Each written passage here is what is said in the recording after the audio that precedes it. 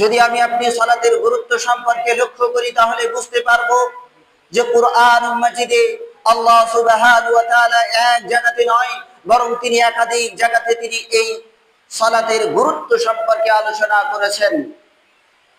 অতএব বোঝা গেল সালাত এমন গুরুত্বপূর্ণ বিষয় যে কুরআন মাজিদের মধ্যে যত বিষয় সম্পর্কে আলোচনা হয়েছে সর্বাধিক আলোচিত বিষয় হলো সালাত। সবথেকে বেশি আলোচনা কোন বিষয়কে নিয়ে হয়েছে? সালাত সম্পর্কে। আমি আপনি জানি যে আল্লাহ সুবহানাহু ওয়া তাআলা কুরআন মাজিদের ভিতরে আলোচনা করেছেন পাহাড় সম্পর্কে, পর্বত সম্পর্কে, চন্দ্র সূর্য সম্পর্কে, গ্রহ নক্ষত্র সম্পর্কে, পশু পিপীলিকা সম্পর্কে। আল্লাহ সুবহানাহু ওয়া তাআলা তিনি আলোচনা করেছেন যাকাত সম্পর্কে, হজ সম্পর্কে, ঈমান সম্পর্কে।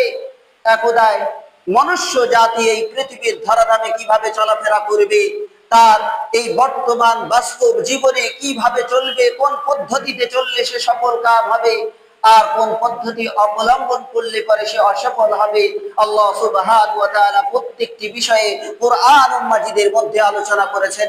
তবে এই সমস্ত বিষয়ের মধ্য হতে সব থেকে বেশি যে বিষয়ে তিনি আলোচনা করেছেন সেটি হলো সালাত।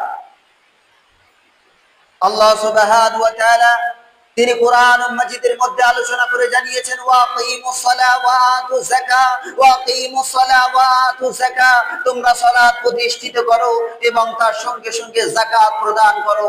অনুরূপভাবে আল্লাহ সুবহানাহু ওয়া তাআলা তিনি আলোচনা করেছেন সূরাতুল বাকারা 43 নম্বর আয়াতে, 45 নম্বর আয়াতে, 110 নম্বর আয়াতে, 238 নম্বর আয়াতে, সূরা হজের 41 নম্বর আয়াতে, সূরা আম্বিয়ার 73 নম্বর আয়াতে, এমন করে আল্লাহ সুবহানাহু ওয়া তাআলা তিনি আলোচনা করেছেন সূরা মায়েদার 12 নম্বর আয়াতে, সূরা মায়েদার 55 নম্বর আয়াতে, সূরা তাওবার 5 নম্বর, 11 নম্বর, 71 নম্বর আয়াতে। এমন ভাবে যদি আমি বলতে চাই আরো অসংখ্য রেফারেন্স দেওয়া যায় যেখানে আল্লাহ সুবহানাহু ওয়া তাআলা এই সালাত সম্পর্কে আলোচনা করেছে। তাহলে এ থেকে আপনি বুঝতে সক্ষম হই যে সালাতের গুরুত্ব কতটা বেশি। আল্লাহ সুবহানাহু ওয়া তাআলা সূরাতুল বাকারা 43 নম্বর আয়াতে তিনি বলেন ওয়া আকিমুস সালাহ ওয়া আতুজ যাকাত ওয়ারকাউ মা'আর রাকিঈন। আল্লাহ সুবহানাহু ওয়া তাআলা তিনি জানিয়ে দিয়েছেন তোমরা সালাত প্রতিষ্ঠা করো, যাকাত প্রদান করো, ওয়ারকাউ মা'আর রাকিঈন, এবং রুকুকারীদের সঙ্গে রুকু করো। রুকু কারা করে? যারা সালাত আদায় করে তারাই রুকু করে। অতএব বোঝা গেল আল্লাহ সুবহানাহু ওয়া তাআলা সালাতের একটি অংশকে দিয়ে তিনি পুরো সালাতকে বুঝিয়েছেন। অতএব আমাকে আপনাকে রুকুকারীদের সঙ্গে রুকু করতে হলে সালাত সম্পাদন করতে হবে। অতএব এই সালাতের গুরুত্ব অনেক বেশি অপরিসীম।